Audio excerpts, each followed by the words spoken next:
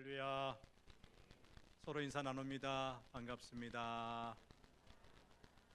참 잘 오셨습니다. 추석 연휴도 잘 보내셨죠? 네. 올해 추석은 여느 해보다 좀 일렀습니다.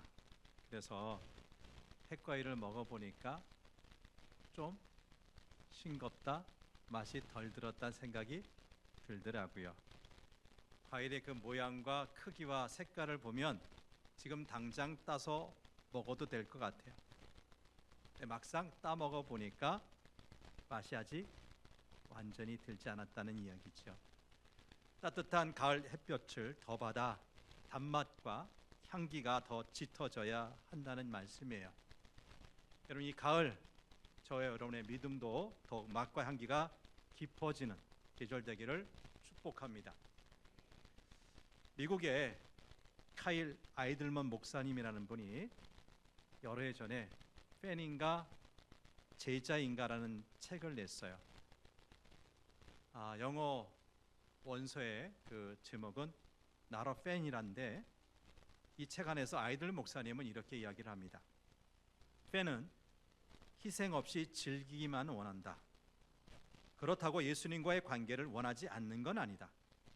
단지 모험까지 할 생각이 없을 뿐이다. 팬은 하나님께 맹세한다. 상황이 좋고 당신이 계약 조건을 잘 지키는 한 당신을 쫓겠습니다. 제게 너무 많은 것을 요구하시지 않는 한 당신을 따르겠습니다. 팬은 혹시 자신에게 피해가 올까 두려워서 예수님을 진심으로 따르지 못한다. 예수님과의 관계를 위해 자신의 돈과 시간 그리고 에너지를 전부 쏟을 생각까지는 없다. 팬이 뭡니까? 사전적인 의미를 보니까 운동 경기나 선수, 연극, 영화, 가요나 인기 연예인 등을 열성적으로 좋아하는 사람을 뜻하는 말입니다. 반면에 제자는 뭡니까? 지식이나 덕을 갖춘 사람으로부터 가르침을 받는 사람이고, 신앙적인 의미에서 볼 때 예수님의 가르침을 받아 그의 뒤를 따르는 사람을 제자라고 하지요. 우리 예수님께서 요구하신 제자의 길, 제자도는 자기 부인, 완전한 헌신, 그리고 사랑입니다. 그렇다면 묻습니다. 여러분은 예수님을 열광적으로 좋아하는 팬입니까? 아니면 예수님의 가르침을 받고 예수님을 따르는 제자입니까? 그래도 뒤라고 제자라고 대답하시는 분이 있어서 감사합니다.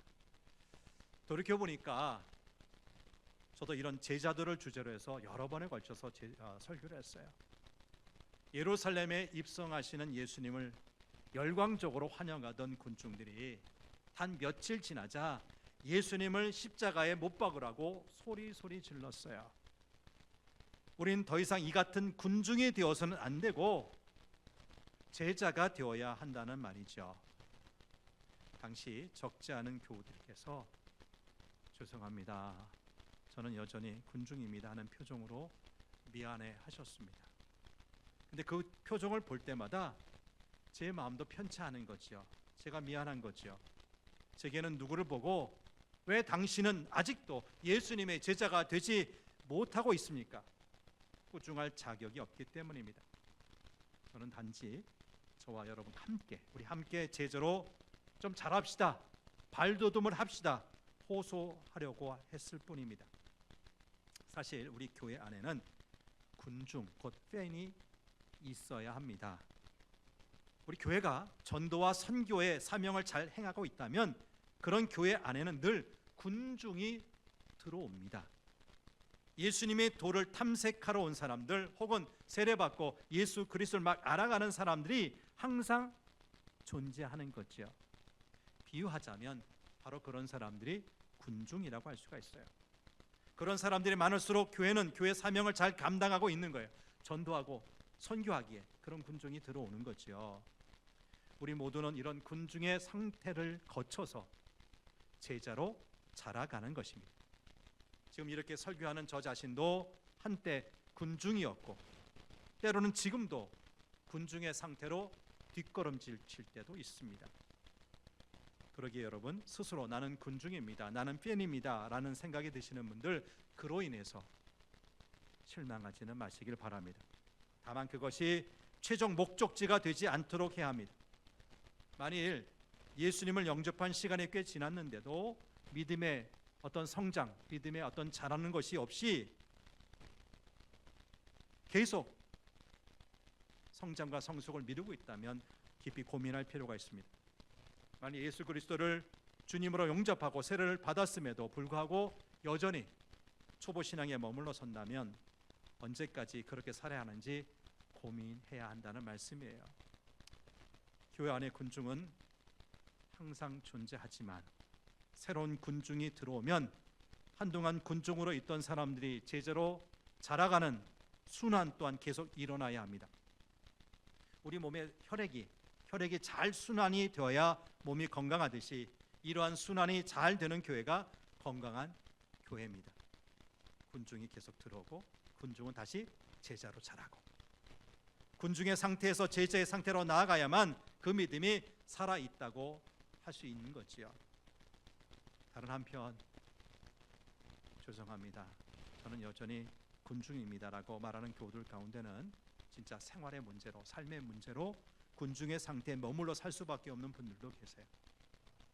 새벽 기도에 나오고 싶고 성경 공부에도 참여하고 싶고 구역 예배에도 참여하고 싶은데, 그리고 봉사와 선교 활동에도 참여하고 싶은데 그럴 겨를 없이 겨우 주일 예배에만 참여할 수밖에 없는 분들이 있는 거예요. 주님께서 그런 분들의 어떤 상황, 그런 형편을 속히 좀 낫게 해주셔서 성장시켜 주셔서 마음껏 봉사하는데, 선교하는데, 공부하는데 참여해서 제자로 자라갈 수 있게 되기를 축복합니다. 솔직히 우리는 제자라는 말의 무게를 제대로 알지 못합니다. 우리 시대 학교 제도와 예수님 당시의 학교 제도가 전혀 다르기 때문에 오늘날 제자란 누군가에게 무엇인가 배우는 사람을 가리키죠. 그렇기 때문에 제자라는 말보다 학생이라는 말이 더 어울립니다. 그런데 예수님 당시의 제자는 스승과 함께 살면서 스승을 보고 배우는 사람을 말했어요. 이런 사람을 다른 말로 도제라고 하고요, 영어를 보니까 disciple이라고 했어요. 스승과 함께 살면서 스승의 말과 행동을 보고 배워 스승처럼 되려고 하는 사람들입니다. 그러므로 이런 제자는 스승에게 자신의 인생을 겁니다. 그리고 이런 제자의 운명은 어떤 스승을 따르느냐에 따라서 결정이 되고요. 그러므로 군중에서 제자로 도약한다는 것은 자신의 인생 전체를 예수님께 건다는 뜻이에요. 여러분, 자신의 인생 전체를 걸기로 한 스승이 내가 원하는 대로, 내가 뜻하지 않은 방향으로 간다면 어떤 기분일까요? 요즘 대통령 선거철이 되기만 하면 당선이 유력해 보이는 후보자들, 유망해 보이는 후보자들에게 자신의 인생을 거는 사람들이 많아지는 것을 봐요. 그냥 그 후보 캠프에 몰려드는 거죠. 예수님의 제자들도 예수님이 왕이 될 것이라는 기대감을 가지고 자신의 인생을 걸어볼까 생각하고 있었어요. 그런데 가이사랴 빌립보에서 갑자기 충격적인 말씀, 지금까지 들어보지도 못한 말씀을 하시는 거예요.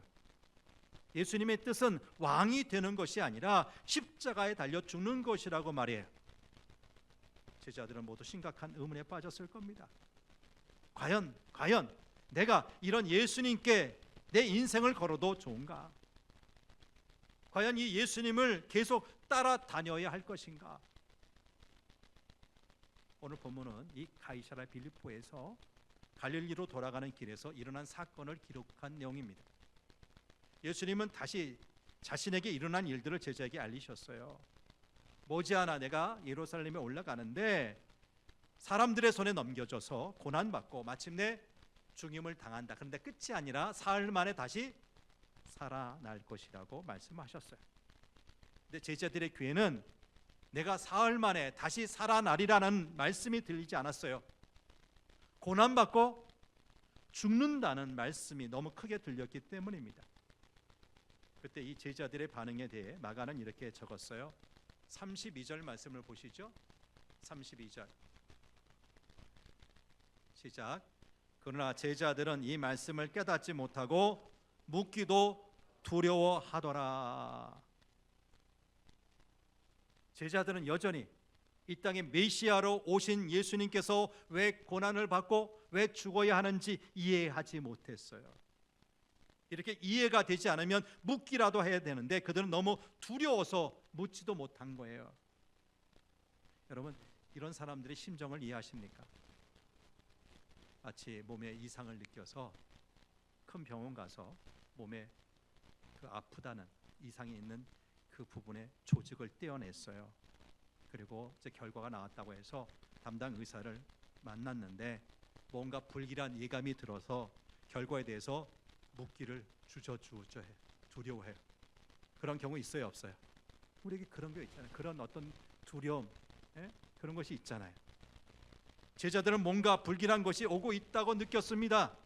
그러나 너무나 불길하게 느껴져서 그것이 무엇인지 알고 싶지 않았고 그래서 묻지도 못했던 겁니다. 그런데 이렇게 모른 척, 이해하지 못한 척한 다음 제자들이 했던 일이 뭡니까? 어떤 일을 했습니까? 가이사랴에서 가버나움으로 돌아오는 길에서 그들은 누가 더 크냐? 우리 12제자 중에서 누가 높은 자리에 올라갈 사람이냐? 그걸 가지고 다투었던 거예요. 동서고금을 막론하고 새로운 나라, 새로운 정권이 시작되면 소위 농공행상이라는 것을 하죠. 새로운 나라, 새로운 정권을 세우는 데 끼친 공로를 따라서 왕이나 대통령이 자신의 신하들에게 상을 베푸는 거예요. 제자들은 예수님께서 새로운 나라를 세우시고 농공행상을 하실 때 누구를 1등 공신이라고 알아주실 것인지, 그런 자리를 주실 것인지 두고 싸운 겁니다. 근데 제자들은 자신이 다툰 것, 이것 때문에 싸운 것을 예수님은 모르시겠지 생각했어요. 근데 예수님 아셨어요? 모르셨어요? 다 아셨어요. 그래서 가버나움의 어느 집에 들어가 있을 때 이렇게 말씀을 하세요. 35절 하반절에 있는 말씀을 보시죠. 시작. 누구든지 첫째가 되고자 하면 무사람의 끝이 되며 무사람을 섬기는 자가 되어야 하리라. 조금 전에 누가 크냐고, 누가 첫째가 되냐고 싸웠잖아요. 그런 마음을 아시고 너희들 진짜 큰 사람 되고 싶어? 첫째가 되고 싶어? 그러면 어떤 사람 되라고요? 무사람의 끝이 되고요. 무사람을 어떻게 하라고요? 섬기는 사람이 되라고 하셨어요. 근데 그것으로 그치지 않고요. 어린아이 하나를 가운데 세우시고 그를 안아주시면서 계속 말씀을 하십니다. 37절입니다. 37절 시작. 누구든지 내 이름으로 이런 어린아이 하나를 영접하면 곧 나를 영접함이요. 누구든지 나를 영접하면 나를 영접함이 아니요 나를 보내신 이를 영접함이니라. 여러분, 우리는 이 말씀을 수없이 들었어요. 그렇기 때문에 이 말씀을 읽어도 그냥 그런가 보다, 예수님 말씀이나 보다 어떤 충격 없이 들어요. 근데 여러분, 난생 처음, 태어나서 처음 이 말씀을 들었던 사람들이 받았을 충격이 얼마나 컸을지 상상해 보세요. 이것은 당시 사고방식, 당시의 가치관을 완전히 뒤집어엎는 말씀이었어요. 당시 어린아이는 사회에서 정말 가장 낮은 존재였어요. 사람 취급 안 했어요. 사람 숫자에도 들어가지 않았다고요. 그런데 가장 낮은 사람을 대접하는 것이 곧 나 예수를 대접하는 것이고, 한 걸음 더 나가서 그것은 곧 하나님을 대접하는 것이라는 말씀이죠. 도대체 듣도 보도 못한 말씀이었어요. 제자들은 시간이 지날수록 불길한 예감이 현실이 되는 것 같아서 두려웠습니다. 예수님의 고난과 죽음에 대한 말씀이 사실이라면 과연 이 예수님에게 내 인생을 걸어도 될까? 이 말씀이 모두 사실이라면 내게도 이 고난과 죽음이 위협이 미칠 터인데 과연 이 길을 걸어가야 할까? 왜 이 모든 고난과 아픔을 감수하면서 예수님의 제자가 되어야 하나? 이러한 질문들로 인해서 그들은 아주 고민이 깊었을 겁니다. 이 고민은 2000년 전 12제자들만이 아니라 오늘 제자로 부름받은 저와 여러분 우리 모두에게도 절실한 고민이 아닐 수가 없습니다. 구경꾼으로 혹은 군중으로 우리 예수님을 따라다니는 것은 좋은 취미 생활일 수가 있어요. 예수님이 나의 죄를 위해 십자가에 달려 돌아가셨다는 것, 받아들인 것 정도는 그리 어려워 보이지 않아요. 삼일체 하나님의 이름으로 세례를 받고 성도교회 교인으로 등록하고 주일 예배를 드리는 것도 그리 어려워 보이지 않습니다. 교회에서 이런저런 책임을 감당하고 수입의 11조를 드리며 구제와 선교를 위해 헌금하는 것까지도 마음만 먹으면 할 수가 있어요. 하지만 그것으로 제자 되기에 충분하다고 생각해서는 안 된다는 거죠. 여러분, 예수님의 제자가 된다는 것은 무엇을 말합니까? 본질적인 질문입니다. 예수님의 제자가 된다는 것은 나는 예수님의 제자요, 그냥 외치면 됩니까? 예수님의 제자가 된다는 것은 예수님께 길이 있음을, 아니 우리 예수님이 우리의 길이 되심을 인정하는 겁니다. 누가 우리 길이라고요? 예수님의 삶, 예수님이 우리의 인생의 길이 되신다고요. 그래서 그 예수님과 함께 살고 그와 함께 살면서 예수님을 닮으려고 힘쓰는 것, 예수님과 함께 살면서 예수님이 가신 길을 따라가고 마침내 예수님처럼 죽는 것, 그것이 예수님의 제자가 된다는 말의 의미일 겁니다. 여러분, 우리가 주일에 오늘 이 거룩한 안식일에 무엇을 하느냐가 전부가 아니라는 거예요. 우리 수입의 10분의 1을 어떻게 하느냐에 문제에 국한되는 것도 아니라고요. 얼마나 자주 얼마나 오래 기도하느냐의 문제만도 아니고 성경 말씀을 얼마나 읽고 묵상하느냐의 문제에 그치는 것도 아닙니다. 예수님의 제자로 산다는 말은 우리 삶 전체에 관련된 문제입니다. 숨쉬는 일부터 살고 죽는 일까지 삶의 모든 것에 관계되는 일이에요. 이 모든 것을 주님이신 예수님께 맡기고 그분에게 맞춘다는 뜻입니다. 그렇습니다. 예수님 우리의 길이 되신다고 믿는다면 우리 예수님과 함께 살기를 택해야 합니다. 그런데 예수님 보이지도 않는데 어떻게 그분과 함께 살란 말입니까? 질문하고 싶으십니까? 부활하신 예수님 성령을 통해 우리와 함께 하십니다. 부활하신 예수님 우리와 함께 하신다고요. 누굴 통해? 성령 하나님을 통해 우리 함께 하세요. 사도 요한이 아모라는 섬에서 환상을 보았는데 부활하신 예수님께서 무엇이라고 그에게 말씀하세요? 요한계시록 3장 20절 말씀을 같이 읽어보죠. 시작. 볼지어다 내가 문 밖에 서서 두드리노니 누구든지 내 음성을 듣고 문을 열면 내가 그에게로 들어가 그와 더불어 먹고 그는 나와 더불어 먹으리라.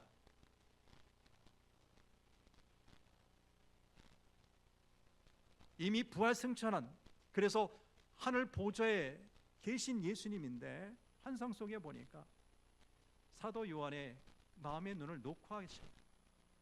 그러면서 말씀하시는데 뭐라고요? 내 음성 듣고 문을 열기만 해라. 그러면 내가 그에게로 들어가 그와 더불어 먹을 것이고 그는 나와 더불어 먹게 될 거예요.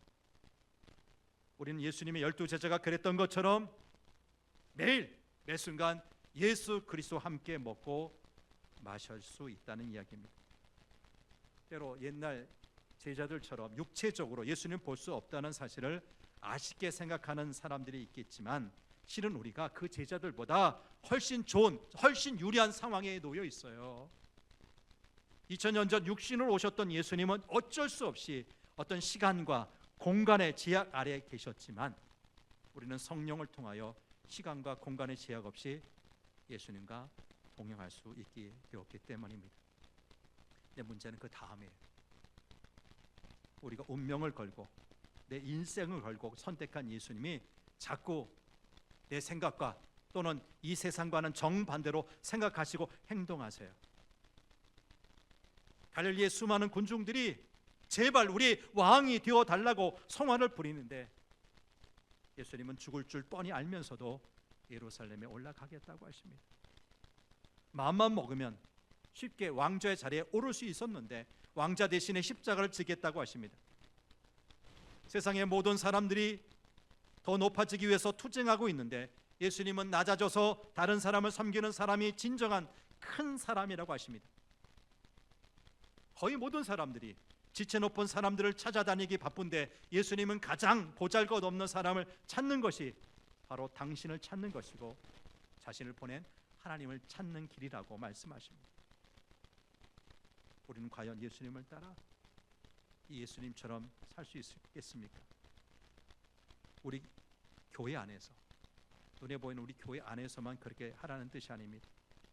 우리 가정에서도 그렇게 하라는 것이고, 서로 밟고 올라서기 위해서 암투를 벌이는 아주 냉혹한 우리 직장에서도 그렇게 하라는 것입니다. 세상 어디를 가나 누구를 만나든지 무엇을 하든지 예수님을 스승으로 모신 사람처럼 생각하고 그렇게 행동하라는 것입니다. 나는 나의 배우자와 자녀들과 부모, 형제를 대하는 태도와 행동에서 예수님의 제자답게 살고 있습니다. 직장에서 어떤 지위에 있든지 그 지위와 권위를 가지고 낮고 힘없는 사람들을 섬기고 있습니다. 주의 몸된 교회에서 섬길 때 자신을 드러내기 위함이 아니라 우리 하나님의 뜻을 이루고 더 많은 사람들을 섬기는 일에 전심하고 있습니다. 시간과 여유가 있을 때 어떻게든 힘 있는 사람들을 만나 주를 대려 하기보다 자신의 도움이 필요한 사람이 없는지 찾고 있습니다. 예수님의 제자가 된다는 것, 그리고 그의 제자로 산다는 것은 매일 매순간 이렇게 살기를 힘쓰는 것입니다. 그러므로 예수님께 함께 살고 예수님을 닮고 예수님의 길을 가려면 그동안 세상에서 배운 모든 가치관, 우리의 생각을 재검토해야 합니다. 그렇게 하지 않으면 우리가 예수님과 동행하더라도 예수님이 무슨 말씀을 하시는지 알아듣지 못할 것이고요, 알아듣더라도 모른 척 외면할 가능성이 큽니다. 이처럼 예수님의 제자가 되는 것, 그리고 예수님의 제자로 사는 것은 매우 어려운 일입니다. 어찌 보면 손해보는 일이요, 불편한 일이요, 세상적으로 볼 때 아주 어리석은 일입니다. 사정이 이렇다면 자연히 이런 질문이 생길 겁니다. 목사님, 그렇다면 왜 예수님의 제자가 되어야 합니까? 그냥 예수님 믿어서 죄사함 받고 죽고 나서 천당 가는 것으로 만족하면 안 됩니까? 굳이 그렇게 애써야 하는 이유가 무엇입니까? 그냥 좋은 게 좋은 것이라고 생각하고 적당히 선행이나 하면서 살면 되지 않습니까? 잘 들으십시오, 여러분. 예수님께서 그렇게 좁은 길로 가시고 고난의 길 가시고 낮아지시고 마침내 힘없이 죽으셨던 그 모든 것은 그것이 가장 복된 길이기에, 가장 복된 길이기에 그 길 걸으셨기 때문 아닙니까?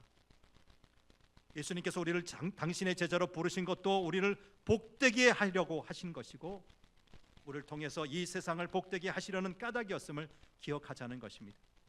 여러분, 이것을 믿지 못하면 우리는 결코 예수님의 제자가 될 수 없을 겁니다. 옛날 우리 스승들은 제자들로서는 도저히 이해할 수 없는 일들을 시키면서 훈련시켰어요.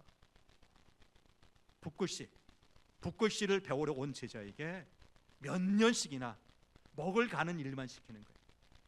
종이는 어떤 종이를 써야 되고 붓은 어떤 붓을 쓰고 어떻게 잡고 어떻게 글씨 쓰라 가르치지 않고 뭐 하게 했다고요? 그냥 먹만 갈기 하는 거예요. 몇 년씩이나.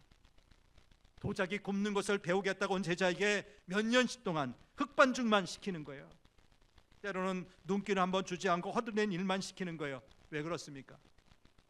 이 대가, 스승은 제자가 알지 못하는 세계를 알고 있고요, 제자는 그 스승을 믿기 때문이에요. 그렇기 때문에 제자는 그 어떤 황당한 일을 시켜도 우직하게 따르는 거죠. 순종하는 거죠. 그렇게 순종하는 동안 그는 대가인 스승처럼 장인으로 빚어져 가는 것입니다. 과연 우리에게는 예수님께 대한 믿음이 있습니다. 예수님은 우리가 알지 못하는 세계, 곧 하나님 나라를 알고 계셨어요. 세상 사람들은 눈에 보이는 것을 기준하여서 판단하고 선택하는데 예수님은 언제나 보이지 않는 하나님 나라를 기준으로 판단하고 선택하셨다고요. 그렇기 때문에 예수님의 선택과 판단은 세상 사람들의 그것과 너무나 달랐던 거죠. 여러분, 우리가 예수님의 제자로 살려면 이미 우리 예수님이 보셨던 하나님 나라를 보아야 합니다. 아니, 우리는 예수님처럼 하나님 나라를 환히 보지 못하기 때문에 때로 예수님의 말씀, 예수님의 명령을 이해할 수가 없을 때가 있어요. 하지만 예수님이 누구신지 안다면 우리는 이해할 수 없는 예수님의 말씀에, 명령에 순종할 수 있지 않겠습니까? 그렇게 순종하고 실행할 때 우리는 비로소 그것이 진리임을 깨닫게 될 것입니다. 많은 사람들이 예수님의 보혈로서 죄사함 받고 죽은 다음 천국 가는 것이 예수님을 믿는 것의 전부라고 생각합니다. 그런데 달라스 윌라드라는 분은 이 예수님의 피로 죄사함을 받는 것으로 만족하는 사람을 뱀파이어 신자라고, 뱀파이어 크리스찬이라고 했어요. 우리말로 해보니까 흡혈귀 신자가 되더라고요. 흡혈귀 신자. 아닙니다. 제자에게는 예수님의 보혈만이 아니라 예수님의 육신과 예수님의 영혼이 모두 필요합니다. 예수님과 함께 살고 예수님에게 배우고 예수님을 본받고 예수님을 사랑하고 예수님처럼 살고 예수님처럼 죽기를 바라기 때문입니다. 이렇게 살기를 바라는 사람이라면 목사의 설교에만 목매고 살아서는 안 된다는 사실을 아실 겁니다. 설교 중요합니다. 설교 중요하다고요. 그러니까 이 귀한 예배 시간이 거의 절반을 설교에 할애하는 거 아닙니까? 그래서 설교하는 사람도 늘 깨어 있어야 하고요. 설교를 듣는 여러분도 하나님의 말씀을 듣듯이 겸손하게 하나님의 말씀을 경청해야 합니다. 하나님의 말씀이 신실하게 선포되고 또 설교를 통해 하나님의 음성을 들을 때 우리 가운데 놀라운 역사가 일어난다는 말씀입니다. 하지만 그것으로만, 설교로만 만족해서는 안 된다는 거예요. 여러분 스스로가 매일 예수님과 함께 먹고 마셔야 합니다. 깊은 기도와 말씀 묵상으로 예수님의 정신을 받아들여야 합니다. 믿음의 사람들이 구역과 남녀 선교에서 모이고 성경 공부로 모여 서로의 영적 여정을 북돋아 주어야 합니다. 서로를 존중히 여기고 낮아져서 섬기는 일에 적극적이어야 합니다. 그렇게 모든 일에 있어서 그리스도의 모습으로 자라나도록 힘써야 한다는 거예요. 그래야만 예수님의 제자로 자랄 수가 있습니다. 이렇게 질문하실 분도 생길 겁니다. 목사님, 세상에서 먹고 살기가 얼마나 어려운데요. 수단 방법 가리지 않고 밤낮으로 땀을 흘려도 먹고 살기 힘든데 예수님의 제자가 되라고요. 예수님의 제자로 살려고요. 말도 마십시오. 그런 것은 먹고 살만한 사람들이나 생각할 일입니다. 저는 그냥 예수님의 보혈의 공로로 죄사함 받고 천국의 소망을 가지고 살아가는 것으로 족합니다. 혹시 그러다가 물질 축복을 부어주신다면 감사하고요. 그 이상은 생각할 수가 없습니다. 혹시 우리 가운데 이런 분도 계시다면 부디 하나님께서 여러분의 그 형편을, 그 사정을 속히 좀 넉넉히 부어주시기를 바랍니다. 펴주시기를 바랍니다. 여기서 우리가 두 가지 사실을 기억해야 합니다. 첫째, 제자가 되는 것은 형편이 좋아지고 사정이 좋아진 다음으로 미룰 일이 아니라는 거예요. 언제 우리 호흡이 끝날지 아무도 알 수 없기 때문입니다. 아직 때가 있을 때 할 일 하시길 바랍니다. 제자로서 감당하실 일 감당하시길 축복합니다. 둘째, 제자로 자라가는 것이 지금 당하고 있는 그 어려움을 극복할 수 있는 가장 확실한 길이 되기 때문이에요. 물질적인 역경은 그냥 우리 힘으로, 물리적인 노력으로만 이룰 수가 없어요. 영적인 능력이 있어야만 물리적인 환경을 극복할 수가 있습니다. 그러므로 상황이 어려우면 어려울수록 더욱 시간을 내어서 우리 하나님 찾으시기를 바랍니다. 여러분, 사방 동서남북 앞뒤 전후 좌우 에워싸움을 당할 때 그래도 남은 길 하나 있는 거 아시죠? 어디예요?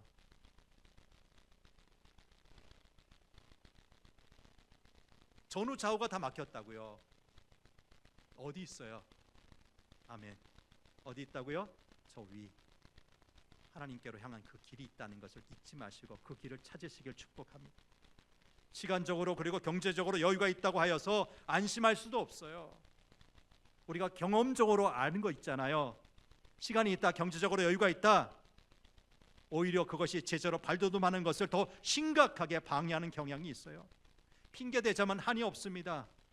어려울 때는 어려워서 못하고요, 여유로울 때는 인생 즐기느라 하지 못합니다.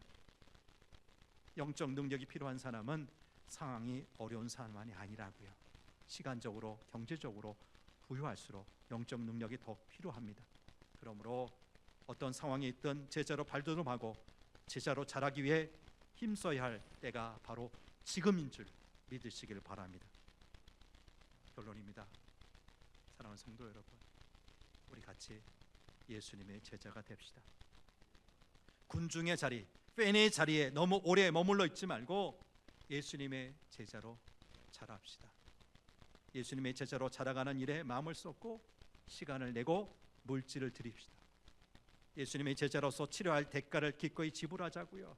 때로 불편하고 때로 고통스럽고 때로 억울하고 때로 포기하고 싶어도 우리 주님이시요 우리 유일한 스승이신 예수님을 믿고 의지하며 그 예수님이 이끄시는 대로 순종합시다. 그렇게 할 때 예수님이 우리의 삶을 통해서 역사하실 것이고 우리를 거룩하고 아름다운 작품으로 빚어 가실 줄 믿습니다. 하나님 아버지,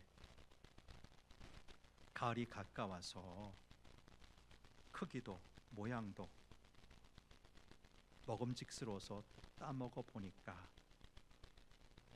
아직 맛이 덜 들었습니다. 풋내가 납니다. 혹시 교회 다니고 예수님 믿은 지 10년, 20년 되어서 저 사람은 정말 예수님처럼 사나? 예수님의 제자가 맞나 싶은데 여전히 예수님의 팬으로 군중으로 머물러 있는 그 사람이 바로 제가 아닌지 우리가 아닌지 돌아보게 하여 주옵소서. 열정적인 예수님의 역사에 기적에 예수님을 통해서 뭔가 한 자리 하고 싶어서 예수님을 따라다니는 그런 군중의 자리에, 팬의 자리에 머물러 있는 사람이 얼마나 많은지 모릅니다. 아닙니다. 주님, 이제는 예수님의 제자로 자라기를 원합니다. 그 제자가 되는데 치러야 될 시간적인 대가가 필요하다면, 에너지의 대가가 필요하다면, 물질의 대가가 필요하다면 아낌없이 치러낼 수 있도록 도와주옵소서. 그래서 우리 예수님께서 인정하시는 제자로서 아름답게 자랄 수 있도록 우리 모든 성도들을 주관하시고 이끌어 주옵소서. 우리를 제자로 부르시는 우리 구주 예수님 이름으로 기도합니다.